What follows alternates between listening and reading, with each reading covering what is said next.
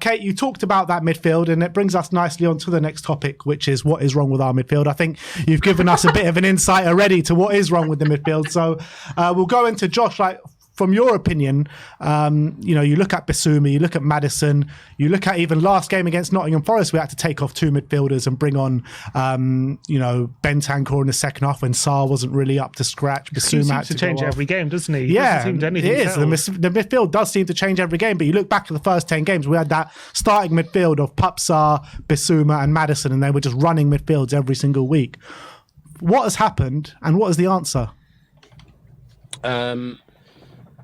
I do think he needs to give that a try a bit more, like just going Sarr, Bissouma, Maddison, because I feel like he hasn't done. He keeps trying to shoehorn in Bentancur, and I know we all love Bentancur, but I still don't think he's at the levels that he was before, and it might not come until like next season.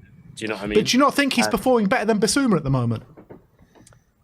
It's a weird one, because one week I will think he is, and then the next week I won't, because he's losing the ball just as much. But it's basically, the long story short is I don't know fully what's wrong with our midfield, but I do know what I think it's missing, which is basically we have midfielders that are decent when they're being pressed and stuff like that. Like, I've heard a lot of the fan base talk about what happened to Bissouma. Like, he's not doing any of the stuff that he was doing before. That's because all of them were trying to press us off the park. You know that amazing little gif of him going through 3 Arsenal players and stuff like that? They're all converging on him. Newcastle aren't doing that. They're leaving him with the ball and getting back into shape. And then he has to use his passing range, which he doesn't have.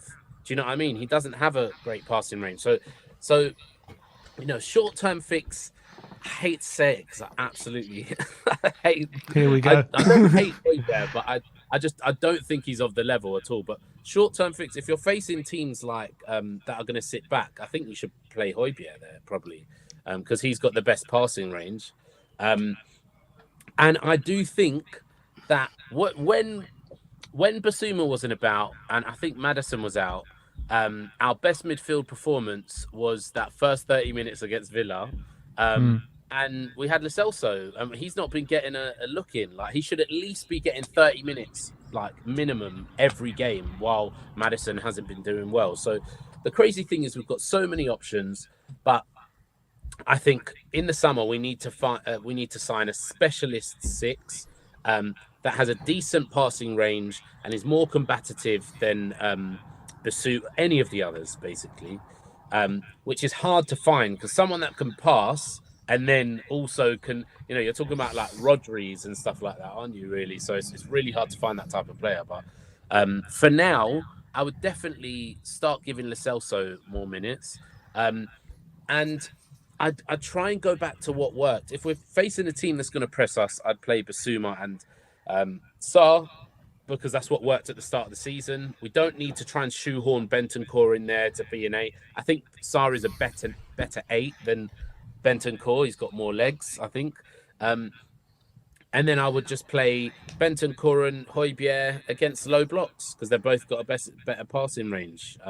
So that's all I can say on that. But the long story short is that I don't know fully. Like, we just have to go into the market, it looks like. In terms of off the ball, Josh, you're mainly focusing on our on the ball problems, but obviously defensively we're having a lot of issues as well. That's definitely stemming from midfield. Well, if it's not stemming from midfield, then I don't know where it's stemming from, because everyone's pretty happy with the back 5. So what do you think's wrong from that point of view? Like, in the transition, we keep getting hit a lot. Like, is Bissouma a problem defensively, do you think, from a midfield 3 as well? Yeah, I do, but I don't think we have a resolution defensively. Like, I don't trust Højbjerg is probably positionally better. Like, he'll stay back there for longer periods, and but he also is just suicidal with those passes sometimes, man. And like, I just do not trust him. I panic so much when Vicario's like passing out to him. So he's got his problems, but Bissouma has been a problem defensively. I don't know what was going on. I think maybe when we were playing that high line in that first 10 games, Sarr did quite a good job covering him. Do you feel like that's true as well? Because he did used to roam forwards, but Yeah, it's just a tough one. I don't have the answers here, but I'd like to see Sarr and Basuma in games where we're going to be pressed, like Arsenal, City, Liverpool, stuff like that. And then Højbjerg, Bentancur, maybe Højbjerg, Lo Celso, or Bentancur, Lo Celso, or something. We've got so many midfielders and none of them are working. It's so annoying. Well, that midfield you're talking about that did really well. That wasn't that. Who was in the six that day? Was it Bentancur? Well, against Villa. Yeah, it was Bentancur, Kulusevski, Lo Celso. That was the midfield three, wasn't it? Yeah.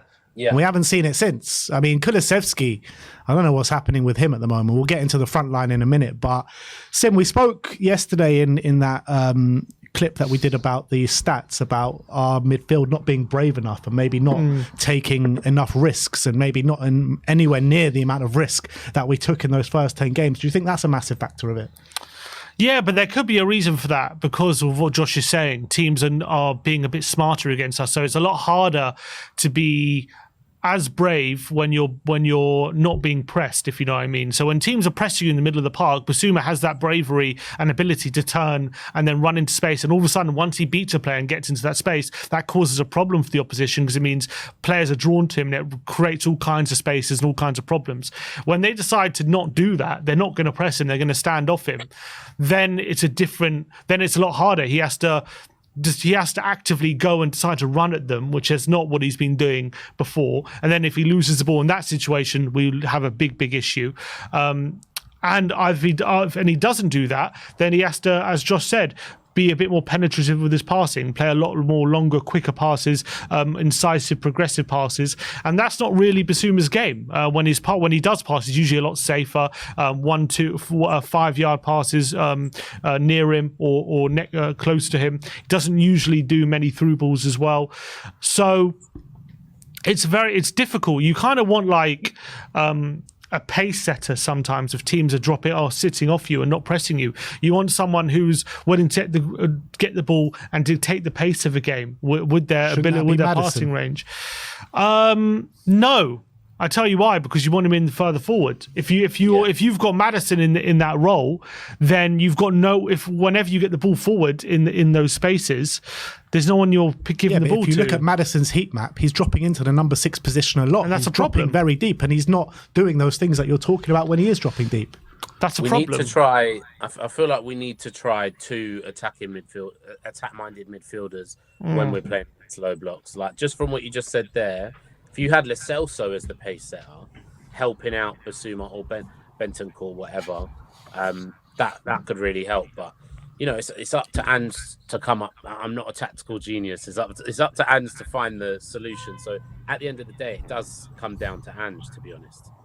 Kate, do you agree with that? Would you like to see maybe a Maddison with a Lo Celso, a Maddison with a Kulusevski in the middle moving forward with the way that teams of maybe combating Spurs tactically? I just think the trouble is, I know we've got loads of midfielders, but we haven't got that much quality. I mean, I don't think Basuma should be playing. I don't think he's deserved to start for the last 5, 6, 7 games. But then you've got to solve the conundrum of who you bring in. Højbjerg, yeah, he's good sometimes when he comes off the bench, but every game he started, we've lost, which is rather concerning. I'll say to say the least. Someone said to me, yeah, but that was the case with Bale, but I can't put Højbjerg and Bale in the same sentence, I'm afraid. Then you've got Lo Celso, who I just think has had that many chances at Tottenham. I'm kind of at the end of my tether with him at the minute. But again, an option off the bench. I just think we lack real quality in the midfield. We don't have a midfield general that everyone in the Premier League needs. You can see the difference. Arsenal brought in Declan Rice, and you can see the difference it's made to their team, which is why I said someone like a Zubomendi coming in, someone that can really control it. And then if you've got that sort of defensive midfielder, then yeah, by all means, go for the 2 attacking midfielders in front of them. But I just think, although we've got a lot of options, they're very weak options. And it just feels like all of our midfielders have dropped off in form. Even like Kulu, I was always saying I wanted him in the middle, but even when he's been played in the middle, he's looked poor. Everyone seems to be dropping form at the same time, and I can't put my finger on why it is, but it's going to be a massive summer for Spurs to see where we're at, where we're going and you know, the intentions for the team. When you're looking at just the midfield options that we have, Josh, and you're looking at the summer transfer window, who do you think needs to go and how many do we need to bring in?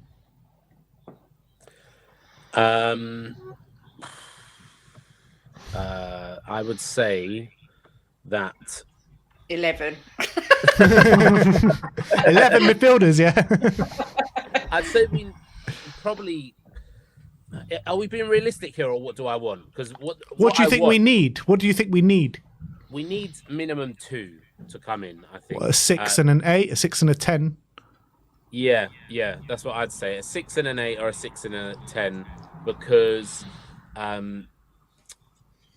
we haven't got a proper 6. It also depends who we move out, because you could easily see, like, well, not easily, but like you're definitely going to see Højbjerg go. You're going to see Lo Celso go. Yeah. And then I'd be tempted, if I know this is really ruthless, but I'd be tempted to sell one of Bentancur or Basuma. Not really? Bentancur, no. One of them, because because look, Bentancur, you never know if he's going to get back to his previous, his previous. I think you level. are seeing signs of it, though. I really believe that we're seeing signs of it. Do you not? No, I haven't seen him do. You know, he's played some nice little intricate passes, but you've got most of the games he started we've lost as well. I'd love to look at the stats on that, to be honest. But anyway, so I'm not like 2 is what will definitely go. So we'll bring in 2 hopefully, and I'd be looking at a proper 6, and then you either have Bentancur or Basuma filling in when that 6 is injured or needs a rest or something like that. And then another 8, but I wouldn't prioritize that. The main thing would be, like, I wouldn't be unhappy if we got 1 6 and that was it for midfield, and then we got everything we need up top and maybe a fullback as well that can fill in for the others. So to be honest, we need 1 of 6. That's what I would say. Do you agree with that? I would say, 6 is becoming an increasing necessity. I didn't believe we did need 1 as much as we do, but now I'm like, recently, the fact that consistently at the moment he's having to change it and change things at half time, change things mid game because we're getting overrun or we'll keep getting hit, and Basuma's not tracking his runners into the penalty area and things like that. That's definitely massively concerning for me. I do think Basuma has the ability to do it, but I think it's a lot of it with him is it's a mental issue. I think sometimes he doesn't lack the discipline or the control to consistently do it, and I think he has the ability. I don't think he just showed it at Spurs. I think he showed it at Brighton as well. He has the ability to do it, but unfortunately, I don't know what it is, but there are just some games where he just completely switches off and loses concentration, and you need a player who's just not going to do that. So definitely a number 6. I think I love Sarr, but I do believe, like, in games, you're not going to do the dirty on Sarr now, are you? No, never. I think he should definitely be in the team. But I also feel like unless he's going to be a more intricate player on the ball, I feel like in certain games we need a player who's got a bit more offensive ability about them when we're playing against low blocks. I feel like when we played with Sarr in midfield, unless we have space, which look, he does really well to generate, like, he doesn't have too many tricks up his sleeve to break down these teams or pick locks, I think, a lot of the time. And then all of a sudden we're kind of relying on Maddison to do something, or we've got no answer. So I would like someone next to Maddison who's a bit more on his wavelength. And I don't think Sarr is, to be honest. Bentancur will be that. I think Bentancur could be that. Obviously, he showed before he got injured, he was starting to get a few more goals, and he was starting to get in a few more in those positions. So I think Bentancur has a bit more of that ability than Sarr does. I definitely think Bentancur at the moment is struggling physically, especially off the ball. You saw that, I think, in the first minute or so, Gordon completely burnt him on the outside, and he couldn't get near him. And I looked at that, I thought Bentancur last season that wouldn't have happened. So so clearly he's still a bit off the ball. I think on the ball he's improving a bit more. I'm looking. I see him doing a few things which he started to do last season. Those little touches past players and bursting into space and things like that. So that's coming. But yeah, at the moment he's still definitely not at the level he was last year. That's clear. But I think if he can get back to that, maybe he can be that player. But at the moment, it's still up in the air. I think someone like Gallagher would be a really good fit, to be honest, because I think his pressing is incredible, and I think he's starting to get a few more goals now for Chelsea. I think he gets in the box really well, and I think if you're in the final third, I'd much rather have someone like Gallagher on the ball than I would Asar or Bentacle, to be honest. So I think he could be a really good player. So I would say a more offensive number 8 and a number 6. And depending on, I guess, even if we sell Lo Celso, you could kind of have Decky as backup there. So that's probably I would looking at. It's mad. Remember, we got Lucas Bergvall, whatever his name. Yeah, Bergvall. Yeah, he could be the guy. He would definitely be the guy, to be honest, because he seems to be on Madison's wavelength. Of age, like, that's we can't a problem. Rely on him for next season, surely. Yeah, that's a problem. Definitely but not, you never know. I don't want to block his path either. 100%. You look at players at the moment in the Champions League. Barca are playing a 17-year-old at centre back and a 16-year-old in the right wing. Apparently, the 17-year-old had like a man of the match performance as well. And he did. So you can never say never. But it's interesting what you're saying with Sarr as well, because before the AFCON, and I remember when he came back in for that Newcastle game, and everyone realised like how much balance he gave to the team, and that's what we kept saying, how much balance Sarr gives to this team, and what an asset he is, and how much he's contributing week in, week out. I just don't think he's hit those heights on a consistent basis since coming back from the AFCON. I just think he's a player who also likes space. When there's when there's space in the game and teams are pressing us, he's invaluable because he covers so much of that space. Yeah. And he's so necessary to do that, and he does give us balance in those kind of games. But when teams are standing off us, it's not as necessary, and all of a sudden it relies more on his technical ability and his ability on the ball in tighter spaces, quicker passing, accurate passing, shots on goal. And that's where, I'm not saying he's bad, he's still 21, and he's even at his level at the moment, he's still good, but it's not good enough at the moment in games that we're showing to be effective in us breaking teams down, and that's a bit of a problem.